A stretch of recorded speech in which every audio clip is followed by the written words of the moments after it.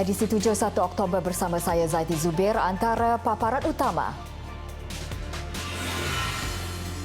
kes baharu COVID-19 hampir mencecah 300. Juga 16 mukim di Selangor kini zon merah.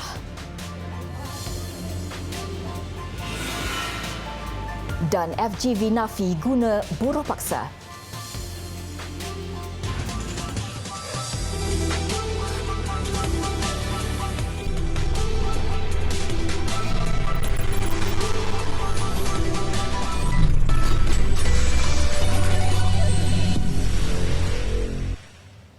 Kes harian positif COVID-19 terus melonjak kepada 260 sekaligus menjadi yang kedua tertinggi sejak pelaksanaan Perintah Kawalan Pergerakan PKP Mac lalu.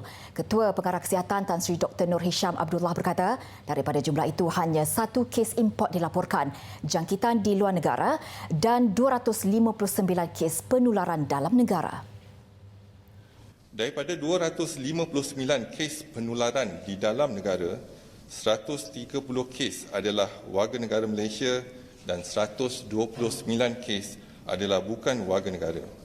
Daripada 259 kes tersebut, sebanyak 31 kes mempunyai sejarah perjalanan ke Sabah. Ini menjadikan jumlah kes dilaporkan mempunyai sejarah perjalanan ke Sabah sejak 20 September 2020 adalah sebanyak 119 kes. Perincian kes penularan COVID-19 dalam negara adalah seperti berikut. Di negeri Sabah, 118 kes. Untuk hari ini, Sabah mencatat kes positif tertinggi iaitu 118, diikuti Kedah 98 kes, Kuala Lumpur dan Selangor masing-masing 13 kes, Johor dan Putrajaya 5, Terengganu dan Perlis masing-masing 2 kes. Manakala Melaka, Pahang dan Pulau Pinang 1 kes. Sehingga kini 47 kes dilaporkan pulih, 20 kes berada di unit rawatan rapi dan 3 kes memerlukan bantuan pernafasan. Tiada kematian terbaru dicatatkan. Pada masa sama, KKM turut mengesan 4 kluster baru iaitu kluster Jalan Meru di Selangor, kluster Johor di Sabah, kluster Selasih di Kuala Lumpur dan kluster Bah Ketil di Kedah. Sebelum ini, kes harian tertinggi dilaporkan pada 4 Jun lalu sebanyak 277 kes. Dalam perkembangan berkaitan pasukan khas COVID-19 Selangor, STFC memaklumkan 16 mukim di negeri itu dikategorikan sebagai zon merah. Dalam satu kenyataan, STFC menjelaskan mukim terlibat membabitkan 6 daerah di negeri itu. Mukim terlibat ialah Kapar, Kelang, Ampang, Ceras, Hulu Langat, Kajang, Semenyih, Bukit Raja, Damansara, Petaling dan Sungai Buloh. 5 lagi kawasan iaitu Batu, Hulu Kelang, Dengkil, Labu dan satu kawasan di Kuala Langat. Secara keseluruhan sebanyak 2,271 kes COVID-19 dicatatkan di seluruh Selangor dengan 24 kematian direkodkan setakat ini. 53 kes aktif direkodkan iaitu individu yang boleh menjangkiti orang lain dan 39 kes melibatkan individu yang mendapat jangkitan di negeri lain. Masih mengenai pandemik, antara kes terbaru terkena jangkitan di Malaysia membabitkan guru dan pemimpin kerajaan negeri. Beberapa pusat pentadbiran dan premis juga dilaporkan diarah tutup. Di Pulau Pinang, Sekolah Kebangsaan Permatang Janggus Penaga ditutup bermula hari ini sehingga 8 Oktober. Berikutan seorang guru wanita disahkan positif COVID-19. Semua murid di sekolah berkenaan perlu menjalani ujian saringan hari ini. Arahan penutupan dikeluarkan Jabatan Pendidikan Negeri Pulau Pinang. Begitu juga di Johor, seorang guru wanita di sebuah sekolah menengah di Johor Bahru disahkan positif selepas dikesan kontak rapat kes membabitkan kluster Bakawali. Pengerusi Jawatankuasa Kesihatan dan Alam Sekitar Johor, R. Vidyanathan berkata, guru itu dijangkiti oleh suaminya yang turut disahkan positif. Sehingga semalam 9 kontak rapat kepada pasangan yang mencetuskan kluster Bakawali disahkan positif. Di Melaka, pusat pentadbiran kerajaan negeri di Kompleks Seri Negeri ditutup serta-merta pagi tadi selepas seorang adun dipercayai positif COVID-19. Difahamkan beliau pulang dari Sabah minggu lalu dan mengunjungi kompleks itu semalam selepas tempoh kuarantin 3 hari ke atasnya tamat. Seorang ahli majlis mesyuarat negeri Kedah juga disahkan positif selepas pulang dari kempen PRN Sabah. Sumber berkata exco berkenaan dimasukkan ke Hospital Sultan Abahiyah Al-Usta untuk rawatan mulai semalam. Difahamkan beliau kontak rapat kepada pembantunya yang disahkan positif COVID-19 kemarin. Kerajaan Pahang pula menghadkan operasi perniagaan termasuk kedai serba neka di daerah yang mempunyai kes aktif positif COVID-19 setakat 12.30 malam. Arahan yang berkuat kuasa serta-merta itu tidak terpakai kepada pusat perubatan, klinik dan stesen minyak yang beroperasi dalam daerah terlibat. Kerajaan memutuskan untuk melaksanakan kawalan rentas daerah di seluruh negeri Sabah bermula tengah malam 3 Oktober sehingga 16 Oktober. Menteri Kanan Keselamatan Datuk Seri Ismail Sabri Yaakob berkata, tindakan itu dilaksanakan berikutan peningkatan kes COVID-19 di negeri terbabit. Dalam kenyataan medianya, Datuk Seri Ismail memaklumkan perkara itu diputuskan dalam mesyuarat khas Menteri-Menteri hari ini. Namun begitu, perkhidmatan penting seperti bekalan makanan, perubatan, keselamatan dan lain-lain dibenar melakukan perjalanan rentas daerah. Sepanjang tempoh ini, mereka yang sedang dikuarantin dan akan tamat tempoh kuarantin turut dibenar pulang ke daerah masing-masing atau ke Semenanjung, Sarawak dan Labuan. Pun begitu, Perintah Kawalan Pergerakan diperketatkan bersasar di 4 daerah iaitu Tawau, Lahad Datu, Kunak dan Sempurna yang diumumkan sebelum ini kekal berkuat kuasa. Sebarang maklumat lanjut akan dimaklumkan oleh Kerajaan Negeri Sabah dari semasa ke semasa. FGV Holdings berhad kecewa dengan tindakan Amerika Syarikat melarang import minyak sawit dari syarikat itu bermula semalam berikutan siasatan terhadap tuduhan ia menggunakan buruh paksa.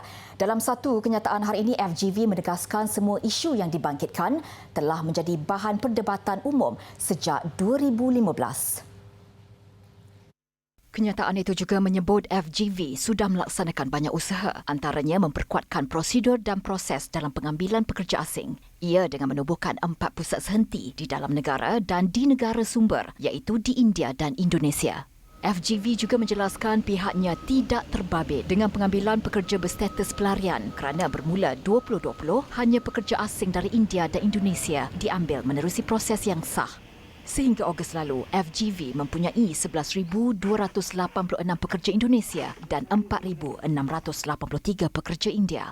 FGV juga tidak mengambil pekerja kontrak. Laporan semalam menyebut Jabatan Kastam dan Pelindungan Sempadan CBP Amerika Syarikat menerusi Perintah Pelepasan Tahan WRO menyekat semua produk FGV apabila siasatan mendapati wujud penggunaan buruh paksa. Susulan laporan itu, kami meninjau operasi FGV di Tekam Pahang. Rata-rata pekerja asing didapati nyata amat berpuas hati dengan layanan yang diberikan majikan yang selama ini tidak pernah menindas mereka atau rakan sekerja lain. Mereka bekerja di ladang selama 8 jam dari 7 pagi hingga 3 petang, 6 hari seminggu dengan waktu rehat mencukupi. Itu saya tak nak pergi mana-mana, ini paling saya suka lah. Suka.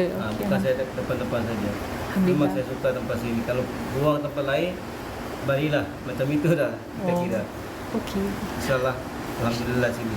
Okey. Penempatan yang disediakan juga dalam keadaan baik dengan adanya 14 blok asrama dan rumah. Alhamdulillah, kita puas hati lah. Itu saya lama kat sini. Perubatan itu saya perlukan RM200 per tahun. So, kalau ada apa-apa kecemasan ke, dah ada apa-apa bantuan tak? Ada. Ada. Okey. Pihak syarikat juga menyediakan peti keselamatan untuk memudahkan pekerja asing menyimpan dokumen penting seperti pasport dan dibenarkan diambil pada bila-bila masa. Ketika tempoh PKP lalu juga mereka disediakan dengan makanan dan minuman secara percuma setiap hari.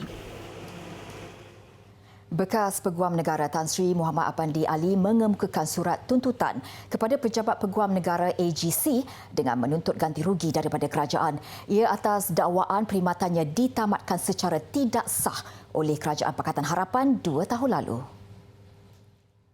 Beliau berkata penamatan khidmatnya melalui surat bertarikh 5 Jun 2018 oleh Ketua Setiausaha Negara menyebabkannya mengalami kehilangan dan kerugian-kehilangan pendapatan, allowance dan faedah lain. Surat itu menyatakan Tan Sri Muhammad Apandi tiada pilihan lain selain meneruskan dengan tindakan undang-undang bagi menuntut ganti rugi, termasuk ganti rugi teladan jika tidak menerima sebarang tawaran pemulihan atau ganti rugi daripada kerajaan dalam tempoh 7 hari. Beliau memfalkan surat tuntutan itu melalui firma guaman Tetuan Syukur Baljit and Partners semalam. Dengan itu menyatakan bahawa pemecatannya itu adalah terbatal dan tidak sah. Surat tuntutan itu juga mendakwa tindakan penamatan khidmat itu diatur dan diputuskan oleh Perdana Menteri ketika itu, Tun Dr. Mahathir Mohamad yang menjalankan kuasa pemberhentian secara tidak sah. Urusan berkaitan hal ehwal Bumi Putra diletakkan di bawah Jabatan Perdana Menteri. Perdana Menteri Tan Sri Muhyiddin Yassin berkata setelah meneliti beberapa resolusi Kongres Ekonomi Bumi Putra 1 yang dikemukakan Majlis Perundingan Melayu MPM hari ini, beliau bersetuju dengan beberapa cadangan itu. Komitmen kerajaan masih teguh dan saya nak sebutkan komitmen kerajaan Perikatan Nasional tentu lebih teguh daripada teguh terhadap usaha untuk melaksanakan agenda Bumi Putranya sebagaimana yang telah dapat dilihat melalui usaha memperkasakan modal insan Bumi Putra dan usaha untuk meningkatkan penyertaan Bumi Putra dalam semua sektor ekonomi.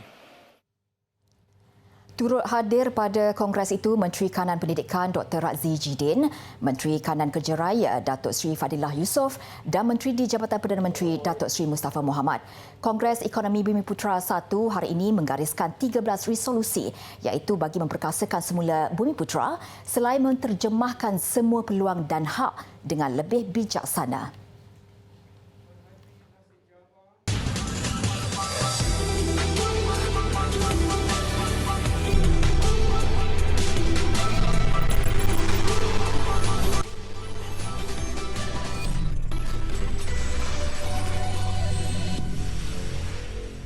Bersua kembali, 7 sekeluarga termasuk 2 menantu dipercayai terlibat dalam sindiket pengedaran dadah dikenali sebagai geng Said Tumpas hasil 4 serbuan awal pagi tadi. Sindiket yang menjalankan kegiatan jenayah mereka sekitar Johor Bahru dan Iskandar Puteri itu mulai aktif sejak tahun lepas.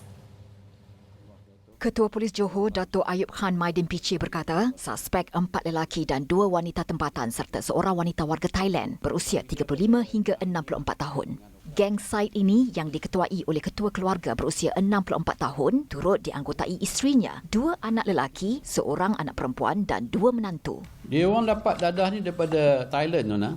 Masuk ke melalui Thailand dan daripada sempadan dia bawa masuk ke Johor, tuan. Dan suspek utama yang kita tangkap pada hari ini pun pernah ditangkap, tuan, pada tahun 2003. Dia dipenjarakan selama 10 tahun, tuan, dibebaskan pada 2013. Sudah aktif balik, tuan. Sindiket ni ada kaitan dengan sindiket yang kita tangkap sebelum ni lah. Ada lagi sakit baki anggota sindiket yang masih bebas yang kita sedang buru, tuan. Tambah Dato' Ayub, hasil ujian air kencing seorang suspek berusia 43 tahun didapati positif dadah jenis metafetamin. Manakala 2 suspek mempunyai rekod lampau berkaitan dadah. Hasil serbuan, polis merampas 109 kg dadah jenis ganja dan menyita 5 buah kereta, 3 motosikal, wang tunai bernilai RM23,190. Keseluruhan rampasan dan sitaan dadah berjumlah RM758,840. Kesemua suspek akan direman esok untuk siasatan lanjut di bawah Seksyen 39B Akta Dadah Berbahaya 1952. Pasukan Polis Merin PPM merampas pelbagai jenis rokok seludup serta arak bernilai hampir RM8 juta di sebuah gudang di Teluk Gong, Pelabuhan Kelang, Selangor petang kemarin. Kegiatan sindiket penyeludupan itu berjaya dipatahkan selepas pihaknya melakukan risikan selama 2 bulan.